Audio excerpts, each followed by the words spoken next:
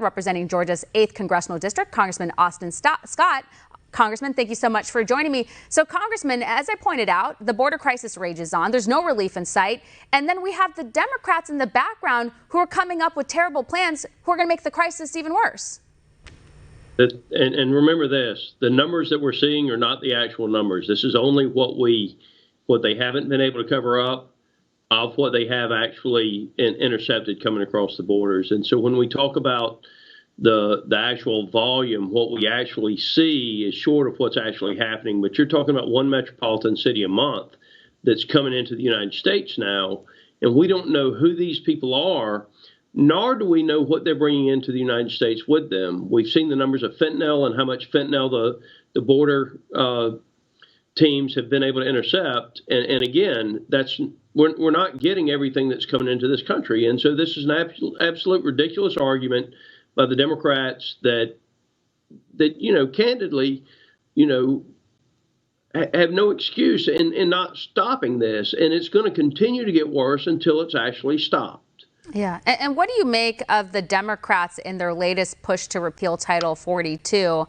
And then also they're calling for an investigation on how Black migrants, the Haitians, were treated at the border. That's already been debunked. I'm sure what they're referring to were the photos of the Border Patrol agents on horses, trying to protect the border here. And they were trying to say that there was racism, that they were whipping migrants. That was debunked. That never actually happened. And so they're drumming this up again, and they want an investigation. This is, I just see this as a talking point for them because the Biden administration is dealing with multiple crises. The Democrats have nothing to deliver, and they know it's going to be catastrophic in the midterm elections. They've seen probably the internal polling and realize they have nothing else going on. So, they got to use the racism card again. Yeah, right. They pull that card all the time. They never mind the truth and the fact that the border security's got the reins for his horse, and they're calling the reins a whip. It's just factually inaccurate. The person who actually took the picture said it was a misrepresentation of what actually happened on the border. I represent Irwin County. We had an Irwin County detention center that used to house people who were here in this country illegally, illegal immigrants. You might remember the accusations that were levied against that, where they actually got that facility shut down. They said they were doing mass hysterectomy and sterilizations there. The fact of the matter is that facility doesn't even have a surgical suite. There were 2 procedures, I believe, that were done. They were both done at a hospital. They were both peer-reviewed, and they were both deemed to be medically necessary. But they came down here, they grandstanded, they had a great big TV event, and they pressed President Biden again into closing the facility. So it is, it's a false narrative that is damaging to our country. We need to know who is coming into this country. We need to know what is coming into this country as well as who's coming into this country.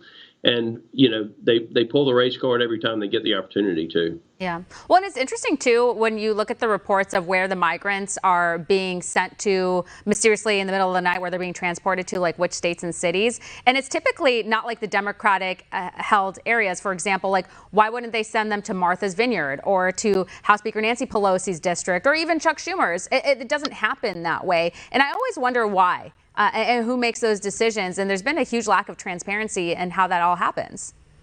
Well, you know why. They don't want them in their districts. I mean, that's it. I mean, so you've got the people that are demanding that they be allowed in the country saying, yeah, bring them into the country as long as you don't put them in my district, right? That's Chuck Schumer, Nancy Pelosi. They're not going to put them in those districts. Yeah. That's also, too, we're still dealing with the pandemic, and the Democrats don't want to let go of their COVID-19 mandates. And, they're really having a hard time letting go of the fact that they're still pushing kids to wear masks in school when they're the least vulnerable to COVID-19. So it just makes no sense to me. If they were really serious about this virus, they would have closed down the border since the very beginning. And we wouldn't hear Democrats coming up with these ridiculous plans in the background. I mean, it's just so offensive. And we're not talking about just a few people trickling through. I mean, these are historic numbers. The amount of people that have come through is like the population of Idaho. Yeah, and I'll give you a very serious issue is African swine fever, which is actually on the island where the Haitians are coming from. And if that actually makes its way into the U.S. Ag system, you would have to see the mass incineration of thousands and thousands and thousands of hogs, which are a significant portion of our food supply in the United States. So when we talk about what's coming in this country, that particular group coming from Haiti, the Dominican Republic has African swine fever in there, and if you look at what that does to the food supply in the country, when that virus is actually found inside the food supply chain, they have to destroy tons and tons and tons of our groceries, and so it's not an honest argument for them to say that this is because of race. I mean, we need to know who's coming in this country. We need to know what is coming into this country. And the idea that we want to secure the borders is absolutely ridiculous. And it's one of the reasons they're going to get tarred and feathered in the next election. Look what just happened in the San Francisco school board elections. They know they're toast. They can't do anything about it because they just keep running further and further to the left. They're not smart enough to come back to the middle. Yeah, definitely. Now I want to get your thoughts on the tensions between Russia and Ukraine. Yesterday was supposed to be the day that Russia invaded Ukraine, according to the Biden administration. That didn't happen. They were asked about that at the State Department. We have a video clip, so let's take a look at that and we'll react after. Roll tape. First of all, I don't think you've heard us from any podium point to a specific day of an invasion. I think what you've heard from us from some time now is to make the point that what the Russian Federation has put in place are the capabilities it would need to order an attack at any time. But this goes back to what I was saying before, and to a discussion that perhaps we had quite memorably here the other week, that if something doesn't come to pass, it doesn't necessarily mean that what we've been warning of is wrong. In the best case scenario, the Russians will have changed their calculus. I can't say. Kind of very confusing as to what exactly is going on here. We hear so many different stories from the media, from the leaders involved. So what's your reaction to what we just heard? I'm not sure what he said. I'm on the Armed Services Committee. We pay very close attention to what is happening in Russia and the Ukraine every single day. I'm getting updated on it multiple times a day. I do believe that Russia will invade the Ukraine. I do believe that Russia has already engaged in acts of war against the Ukraine with regard to placing their troops around there and threatening to invade.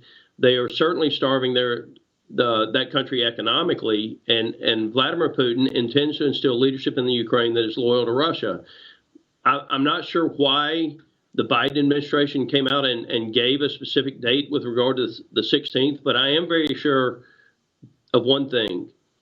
You need to say what you mean and mean what you say when it comes to the situation in Ukraine and Russia right now, or we're going to end up in a war.